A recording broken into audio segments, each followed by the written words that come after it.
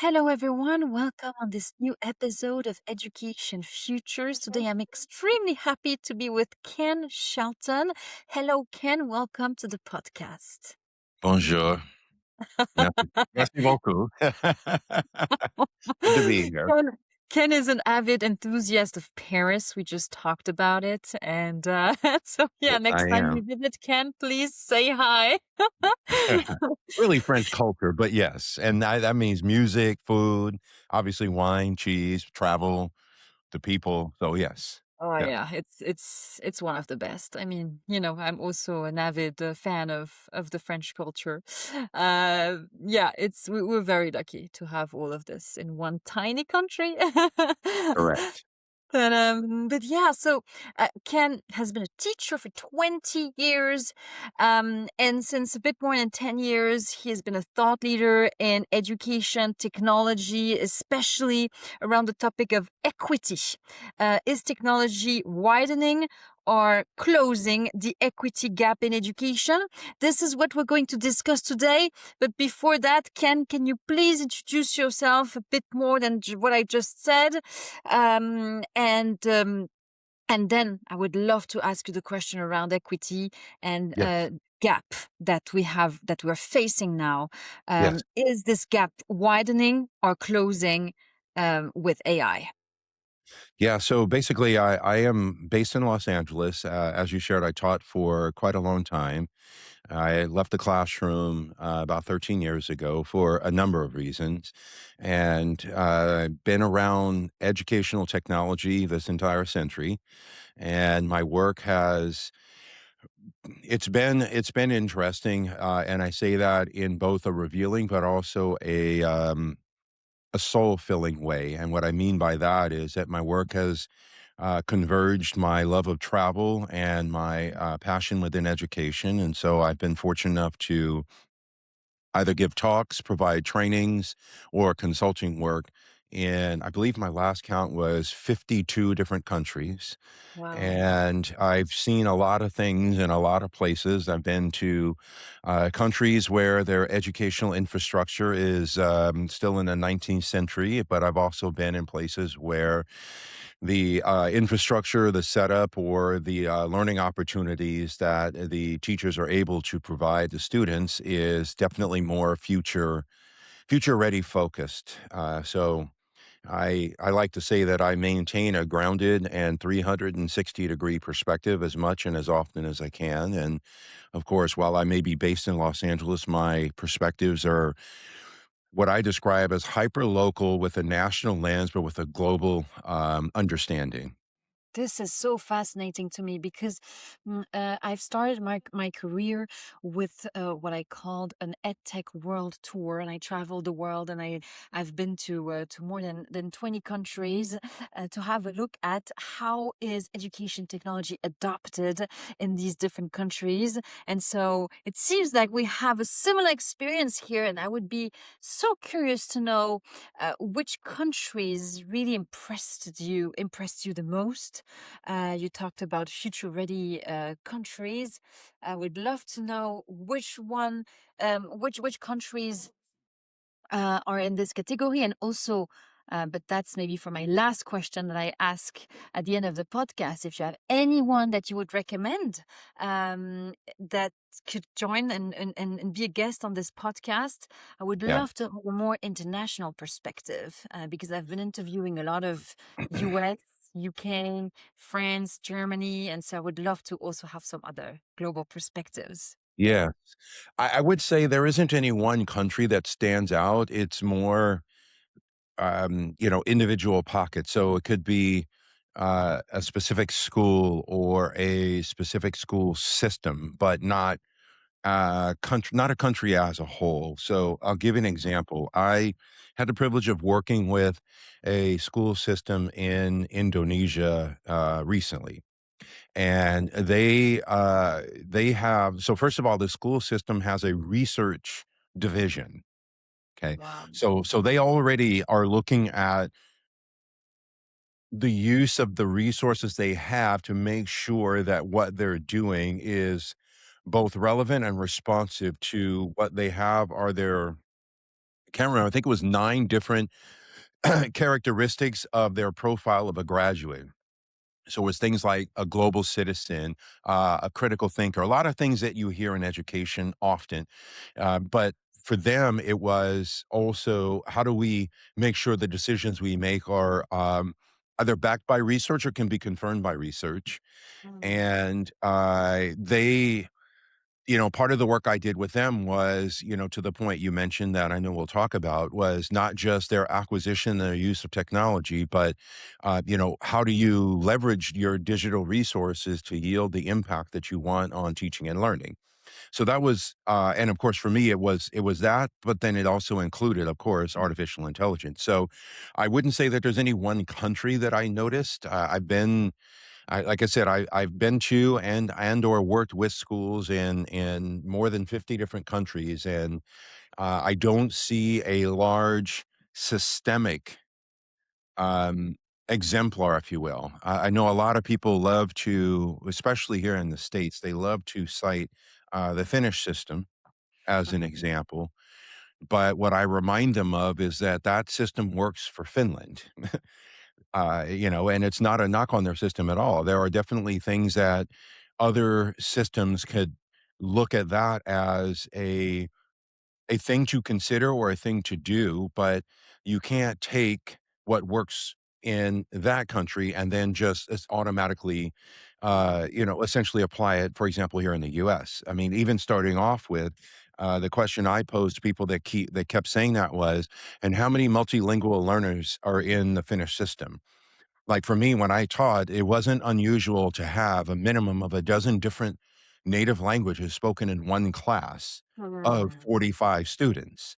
Mm. So you can't appropriately apply a different system into your context. What you can do is look at what was the catalyst for them changing the system. What are the things that make their system more effective, more responsive, more relevant, and what does it look like to essentially take elements of that and then apply it into your context. But I have not seen a whole entire system like that, but I have seen schools and pockets where the teachers are empowered to do what they do best. The students are encouraged to develop lifelong degrees of intellectual curiosity. They are well resourced, both human and digital, and they're utilizing those resources to the highest degree of effectiveness they can. Mm. I fully, fully agree with you, and I'm fully in line. Although I'm a big fan, of course, who isn't, of the Finnish system, and I've traveled there a few times. But it's also what I say all the time to my French and European colleagues, is that it's impossible to copy paste an education system, and the Finnish one is very homogeneous. Very, very homogeneous, so it works for this context. But in France or in the US, it's not the same at all. So it's not Correct. comparable even. It's not even comparable. Uh, so now to the burning question, I really want to center the conversation around this topic, because we could talk about for hours about equity, the topic of equity, and I know you've done most of your work focusing on equity. So, is AI bridging the gap, or is it widening the gap? I don't know that that question could be answered in a binary. I would say if we aren't thoughtful about the development, acquisition, and implementation of AI, it will for sure widen gaps that already exist. However, if we are able to use it thoughtfully, strategically, and responsibly, it can certainly narrow gaps. But what I think is important to share, and especially for your audience, is to understand that digital equity is not limited to devices. So one of the lessons that people learned that unfortunately it was a lesson that didn't stick was during COVID. You had school systems around the world from March of 2020. I would even say March 15 of 2020 through September 15 of 2020. So that's a 6-month time period. All of a sudden recognized that for many of us, me included, that were advocating for the accessibility of a device in the hands of every child, that was always seen as a luxury, as a, well, we'll get to it eventually. And then what COVID proved is that not only was it an urgent matter, but it should have been in place years prior. So the whole idea around the digital divide is to not look at it as you want to look at it as like a the equivalent of like a quilt and how many threads are a part of that quilt. So first you have to have access. Okay. So you got to have a device. Then what COVID proved is, well, what kind of access do you have with that device? Because broadband access is not the norm anywhere you go. And in Mm. fact, I know here in the United States, there is a term that I used all the time, and it's called digital redlining, which means that you could live in a big city, and depending upon where you live in that city, you may not have the infrastructure for broadband internet access. And so then you also have the situation where school systems were handing out Wi-Fi hotspots. Okay, which is it's a triage approach, but nevertheless, they were doing that. And so for me, with the folks that I worked with, I was like, is it one hotspot per child or one hotspot per household? How do you Mm. know the household has access to their proximity to the cell towers means that that hotspot access is still going to be robust. You see, I can go to plenty of places here in Los Angeles or other cities in the world where my cell signal is not very strong. So that hotspot is only going to be as reliable as the proximity to a cell tower. Then, if it's only one per household, if you have teachers that are using broadband intensive platforms and you have a household with two or more children connecting, now it's also compromised. But then also, when you are connecting, what platforms are you using? Are you using platforms that are only surface level thinking? Are you using platforms that that reinforce ineffective practices? So, for example, I know there were several platforms that were very popular where you could put in it's funny because this preceded AI-ish, but you could put in an objective and put in the number of questions and put in the number of students, and it would automatically create a multiple choice test. And my thing with that was, but that assumes that a multiple choice test is an effective form of assessment. So you have all of those things, and then also you had situations, and you still even have them now, where you have teachers that are not appropriately supported with their professional development. So they'll try out 10 different apps over the course of a month, whereas you'll have a couple of teachers who'll say, I'm not going to do 10, I'm going to do three, but I want to do three really well. So you see, all of those are all components of the of digital equity, and all of those can, if you don't address all of them, then there are there's going to be gaps. Mm. And Mm. so with artificial intelligence, it's the same thing. It's not just do you even have access to AI? How are you using it? What are you using it for?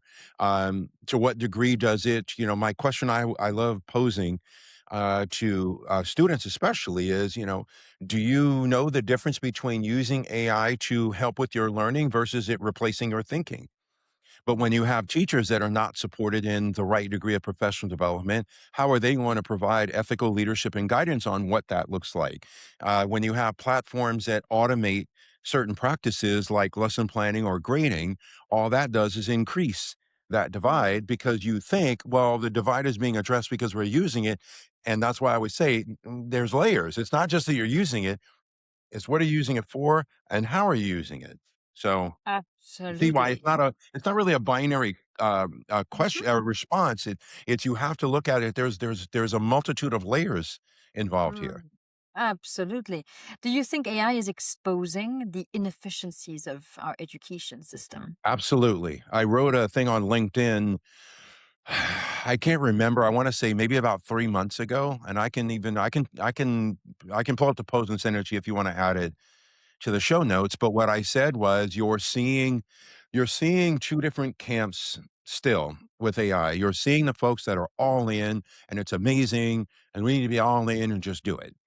And it's, all gas, no brakes, which I don't agree with that approach for several reasons. And then you're getting what I describe as the positionality of power and gatekeeping via positional authority. Block it, ban it, restrict it, tell us, weaponize the use of it, reinforce learning environments that prioritize conformity and compliance and things of that nature. And my whole thing that I wrote was it's not that AI increases things like cheating or plagiarism or all the talking points that people use. It's that it has revealed all of the ineffective components too and antiquated practices within education. Again, if you give me a multiple choice test and I feel disenfranchised as a learner, well, now I can have AI answer all those questions for me. The problem isn't me having AI answer those questions for me. The problem is using that as a primary form of assessment. The problem is not encouraging students to utilize AI to, again, help with their thinking, help with their learning, not replace their thinking. Absolutely, absolutely. And there's another trend that we see a lot is that the entire AI for education marketing focuses on efficiency, grading faster, planning faster. Uh, you've been a teacher for 20 years, so and when you think about the most impactful moments with your students, how many of those moments were born out of efficiency? Yeah, and I understand, excuse me, I understand why that is one of the primary marketing points. What I try to encourage educators to be mindful of is when the primary marketing talking points are also your biggest pain points. And so Yeah. time is one of them. And my whole thing with that is if you want to strike a balance between efficiency and efficacy. So I'll give you an example. I can microwave my meals. That's efficient. It's fast. It's there. I can eat right away. But how effective is it for long-term health? How sustainable is it for, my own wellness? Like, sometimes using a microwave is okay, but also sometimes going and shopping for the ingredients and taking your time and preparing the ingredients and cooking it, and then, enjoying the for lack of a better description, the fruits of your labor is also beneficial. So it's not an either or dynamic here. It's not either we need to be efficient or we want to take our time and do things, purposefully and methodically. It's understanding how do I strike that balance. One of the things I do in my advanced AI workshop is I talk about the importance of feedback in the learning cycle. So number one, as much as I don't like to say it, I just say it this way is how do I AI proof a learning opportunity? So number one, you prioritize the process over the end product. Number Yeah. two, you provide timely, responsive, and actionable feedback. And it has to be all three: timely, responsive, and actionable. And so, for example, if I'm in a class like what my classes were, where my average class size was 45, I understand how important feedback is. So, with AI, what is a platform that I might be able to use that helps streamline that feedback process, but does it in a way that amplifies what I would be saying to the students? You see, now I'm striking that balance because there's a couple of platforms, one in particular that I love to use, where I'm like, I take teachers through how to design a PDF that's in alignment with the learning objectives or the learning standard. What are the experiential components you want the students to be able to engage in that context? And what is the more generalized type of feedback for, again, timely, responsive, and actionable that you want all the students to be able to at least use or at least have as a starting point? All of that is what you design and put in that PDF. And then you share that, and then they attach that to that platform. So now you have amplified what you would be saying to them in the context of, in this case, their writing. And then, of course, what you do with that next is then it's like, okay, now I know at least the floor or the foundation has been established, and now I can take my time and provide individualized feedback based on either a higher prioritized area of need or a student that may need some additional supports to accelerate their growth. But you Mm. see, even in that situation, it is using artificial intelligence, but it's keeping the human centered in the loop, and it's asking the design question I always edge is to ask: how might you use AI to accelerate and amplify the things that you would like to be able to do and the things that you can do, and strike a perfect balance between efficiency and efficacy? Mm. Such a good point. Uh, what would you recommend to the teachers? We have a few teachers listening to this podcast, and they're always very much interested in very practical advice for them. I know that you've talked in some of your writings about, this teacher-centered pedagogy that are often a default in these AI tools, like course generators, or helping teachers prepare their lessons. They use methods of the past that are not evidence-based, to coin the term that you used at the beginning. So, what type of platform should they use? Do you have some concrete names also to share with them, or some concrete for those who want to start and don't really know where to start? Well, so that's the thing, is there isn't any one platform. So, for example, I can think of right now at least a half a dozen platforms that have lesson plan generators. So, will they all work the same? No, they will work similarly. What's more important is, again, the teacher. Who's in the room? So first of all, if you go to any AI platform and have it generate a lesson plan, that platform knows nothing about you, the resources you have, the learners you have, what their strengths are, what their opportunities for growth are, none of that.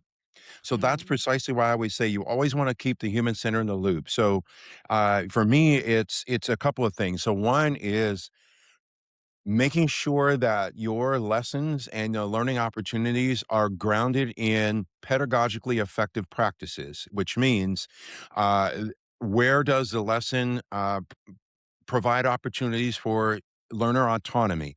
Where does it provide opportunities for learner agency? How does elements of the lesson catalyze class discussions or dialogue? What are the ways in which it supports students in developing mechanisms for critical thinking? What type of critical thinking? What is that, even that cognitive process? That's why one of my favorite things to share with educators um, is the website Project Zero, which is there at the Harvard Graduate School of Education, and the thinking routines.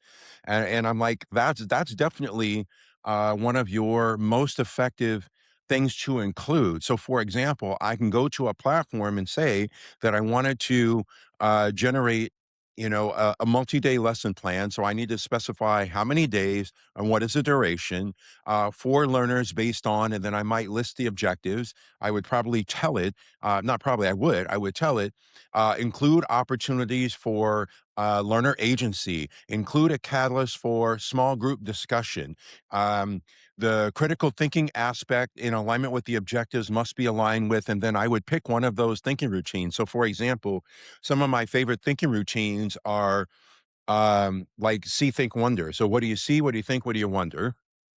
Another one that I love to share with folks is connect, extend, challenge. Connect what you're learning to what you already knew. How did it extend your thinking? And what challenges exist to continue your thinking? Or what challenges did you have to overcome in the process of your thinking? When it comes to reflection, my favorite thinking routine that I used to do when I was in the classroom was I used to think, now I think.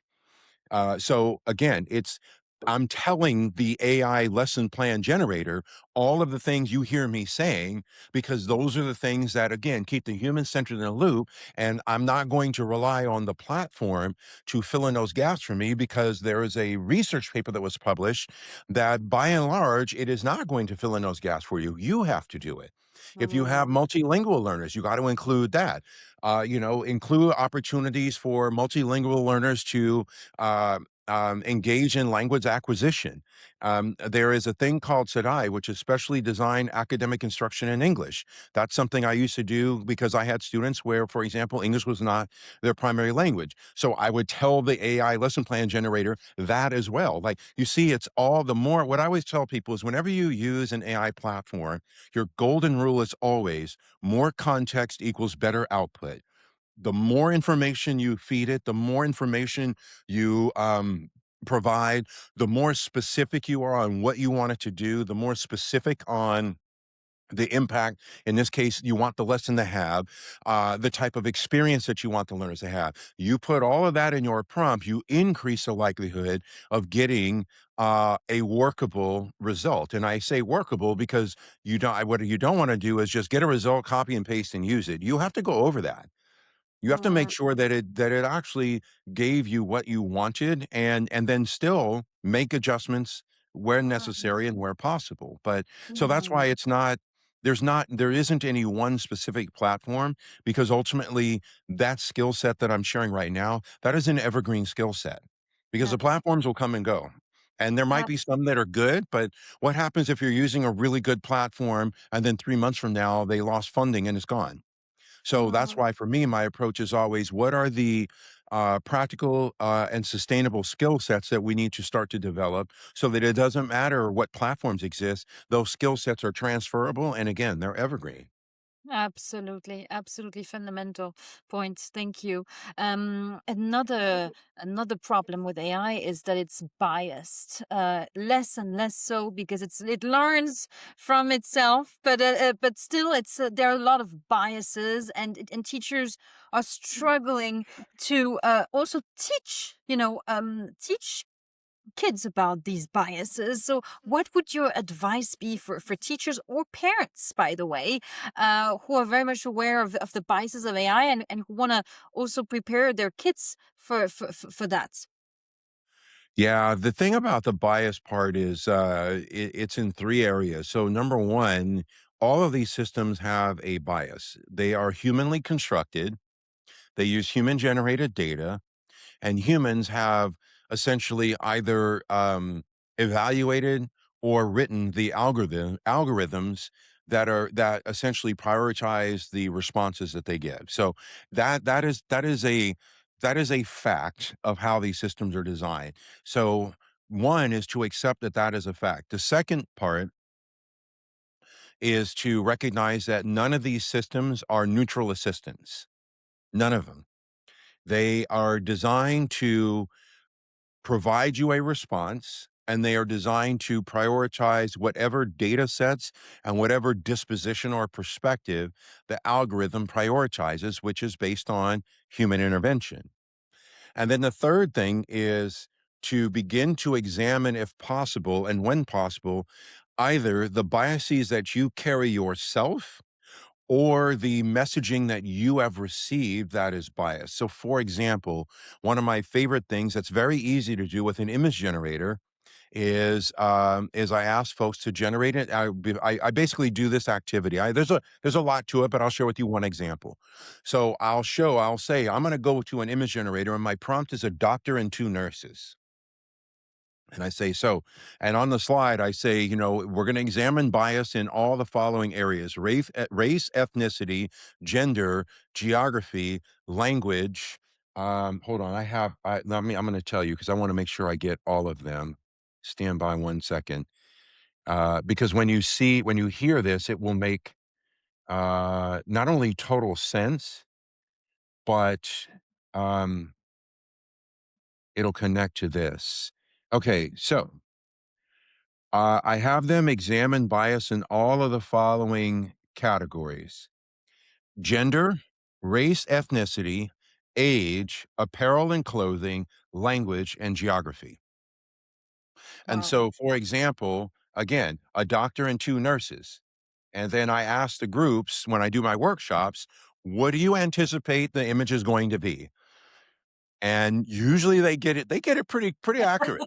And I go, "So do you see, you don't need to," before we even hit enter or before I even show them the slide with the screenshot, I'm like, "You see, part of that understanding of bias is just to start asking yourself the questions." And then, of Absolutely. course, with that one, again, most of the guesses are correct. What they generally guess is that the doctor is going to be male, most likely white, most likely in their 50s. The nurses are most likely going to be female. They'll likely be wearing lab coats, and the image will likely put them in a hospital. And of course, all those things are correct. And I go, you see, you don't need me to tell you how bias exists in the system if you just ask yourself, what would I anticipate it will tell me based on the messaging that I've received? Hmm. Hmm. And there's That. others too. There's others that I have folks do, but that's one example. Other examples are, and it's easier to spot when it comes to image generators. I remember I did one in one of my advanced workshops using Nano Banana, where I said I'm gonna have it generate an image of a young scientist um, at a machine wearing a lab coat in a classroom that has walls. That has the background wall has common scientific terms. And I go, so I'm going to do that. What do you think is going to make the student look like? And of course, people start guessing. And for me, what I always say is, I'll tell you what I know it won't do. It won't make the student look like me. And of course, it didn't. And so that's the point, is to understand the biases, to start doing those things. It's also, when whether it's image generators or your large language models, it's to also push back on the responses you get from these systems. Ask it, where did you get this information from? Provide links so that I can authenticate the information that you're sharing with me. From whose perspective and from what disposition is this response being provided? Hmm. Ask it. Is there, I've done this as well in my advanced workshops where I've told people, ask it. Based on your response, it seems to me that it's bias. Which bias, what areas of bias are in this response that I should be concerned about, or I should ask an additional question of, and watch what it does. So again, it's not accepting the responses that it gives us as the end all to be all. And so that's Absolutely. one of the more definitive ways to address bias with AI systems, is to examine and analyze, what is the messaging I've been exposed to? How might it replicate or amplify that? What are the ways I can push back on it, since I acknowledge that it is not a neutral assistant? And sometimes it will tell me what I want to hear, not necessarily what I need to know, Hmm. and then approach that way. And again, that's how you start to develop what I describe are sustainable skill sets as these AI systems continue to evolve and develop. Hmm. But Ken, I mean, do you think that students are capable of that reflection? Because if teachers can do it, great. If adults can do it, great. It's good to have a critical eye to question what the AI is saying.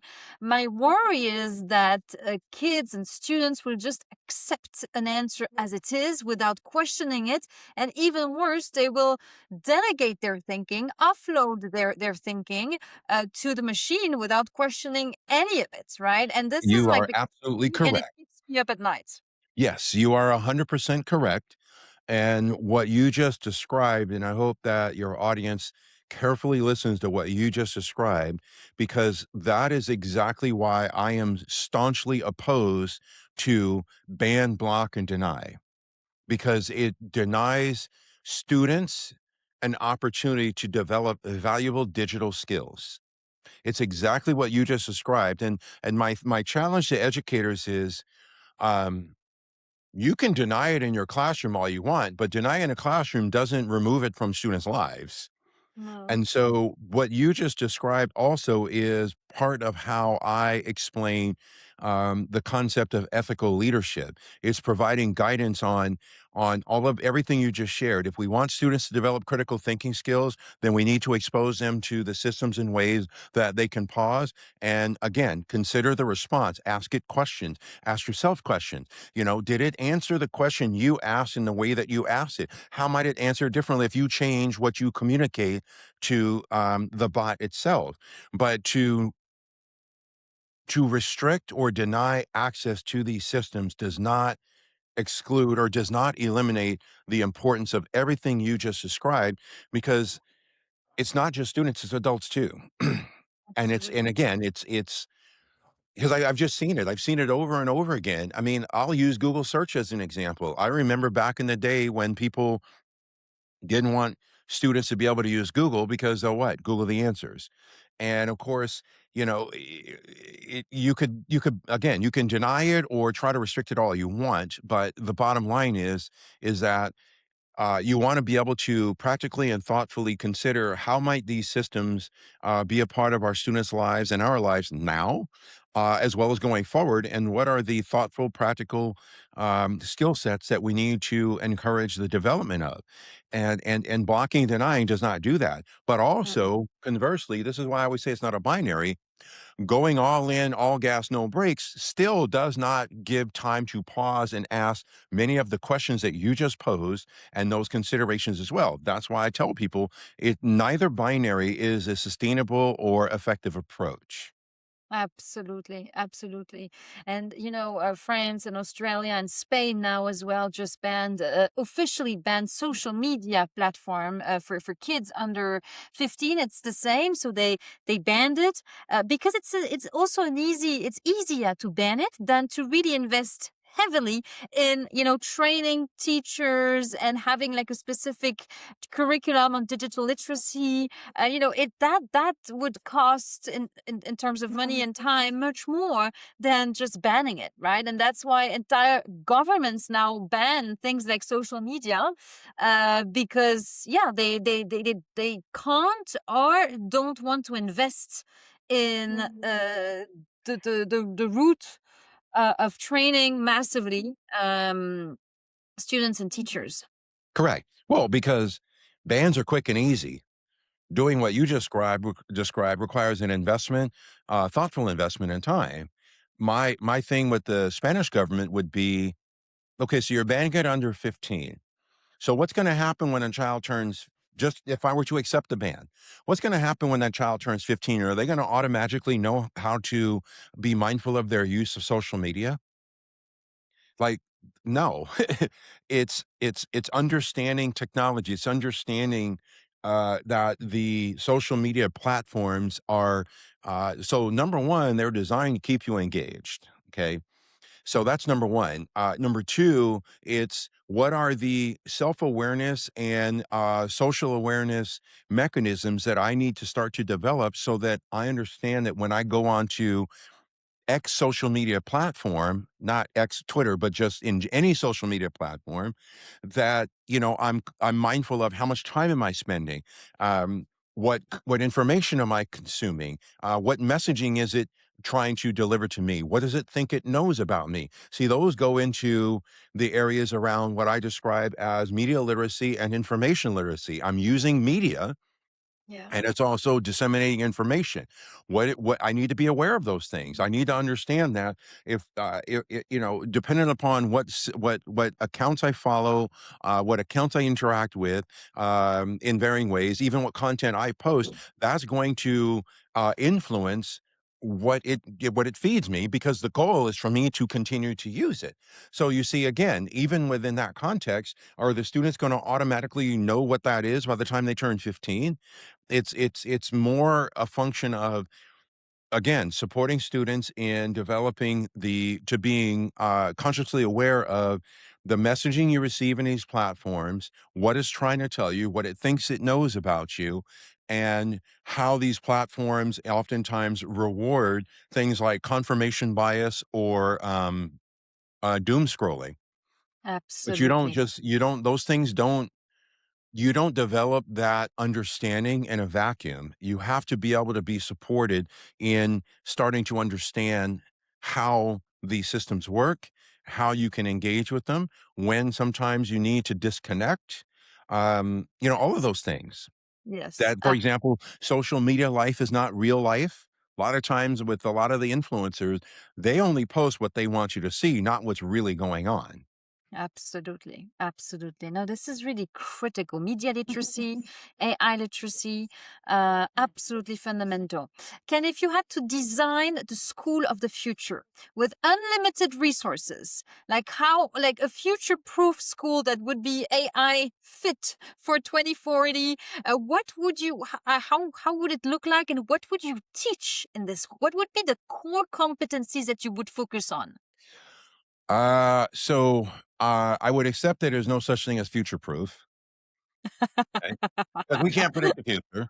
Um, but what I would say is, for me, even as an adult, it's what are some of the most important things that you would want to be able to develop at an early age? So, number one, lifelong intellectual curiosity. That's number one. for me.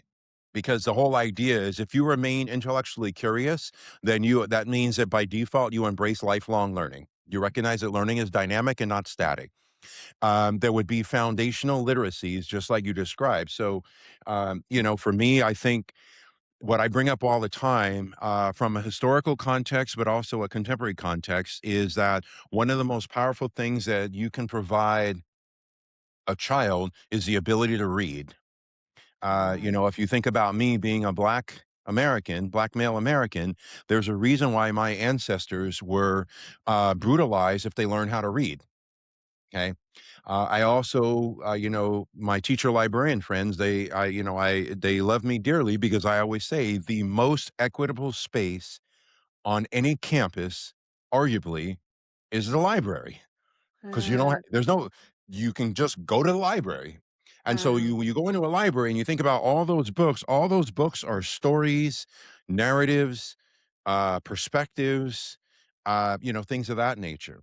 But for me, my definition of literacy would also be, dynamic. So again, it's understanding information. How is information created? How is it disseminated? Where do we access it? Who gets to determine what's important and what isn't? In my media literacy workshops, I always ask the question, do you want the best information or do you want all of the information? If I were designing a school, all the students, their response would be, I want all the information. Because the whole idea is if we value critical thinking, then you're not skewing or uh, limiting the information. There'd be a mm, lot of truth telling as well, especially in a historical context, to understand that many of the systems that are in place in many countries are the result of either a colonial history or a history that's rooted in establishment of and maintenance of socially constructed hierarchies. How to understand how to navigate many of those systems. Again, you notice I'm not specifying, oh, you would learn this in English, you would learn this. But to that point around language, the school would prioritize developing multilingual learners. As I shared with you prior to us recording, I studied French for 3 years. I am comfortable in communicating in French when I'm gone to Paris.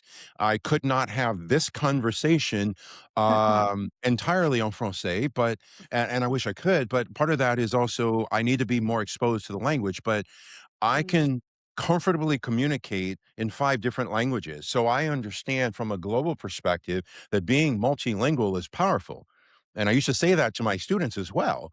It's interesting how, recently, in the Super Bowl, the halftime show was entirely, in Spanish. I understood, probably about 75% of what, Bad Bunny was singing. But what's also important is I understood the historical context of all the visuals of the show as well. So mm, again, if I'm designing a school, it's prioritizing intellectual curiosity, prioritizing multilingualism, prioritizing critical thinking in a real world, what I describe as a real world, real talk context. That's the way I used to teach, by the way, as well. It's leveraging resources that are accessible and available in ways that are thoughtful, responsive, and responsible. So again, the idea with AI, I do this. I've done this with student focus groups where I'm like, we're going to use AI, but I'm going to tell you exactly how we're going to use it. And I'm very transparent about why I'm selecting which AI platform, what we're going to use it for, and what the experiential goal is around that. See, that's ethical leadership. It's understanding, again, it's understanding media. It's understanding what types of thoughtful questions we should be considering that we want to ask others or that we want to ask of ourselves. It's developing an awareness around, like, for example, even when it comes to writing, I always say, like, writing is another valuable skill set. And by the way, it's not a coincidence that there's a direct correlation between an avid reader and being an effective writer. But what you have to understand is it's not just developing writing skill sets, it's appropriate writing for the context of which I am doing the writing. So, for example, me writing an argumentative essay is a different type of writing than me writing a customer service email. You see, mm. it's still a writing skill set, and the reason why I share that is because my advocacy around AI is for folks that teach writing is what you teach is actually even more important now because Yes. AI using any one of these systems, image generators or large language models, that is a unique and specific context writing skill set. You first of all, Absolutely. your job will not be replaced, and anyone who says that either has no clue how education works or they're operating in bad faith or both. And so it's being able to do that. It's understanding the importance of language, language and context, and being able to provide explicit and unambiguous commands in that context as well. So Absolutely. so anyway, Absolutely. my point to answer your question is you see that it would be a very dynamic environment that honors culture, but also identifies what are contemporary and what are evergreen mindsets that correlate to skill sets that we want to curate and develop. And that would be the case across all subject matters and content areas. Kelly, thank you so much for joining today and for your time and for your precious insights. It was such a pleasure to talk to you. And please let me know once you're in Paris next. I would love to grab a coffee with you. Yeah, we'll go to the bake shop. Absolutely. That would be Thank you great. so much, Ken, and Thank have a you. great day. Y'all have a good one.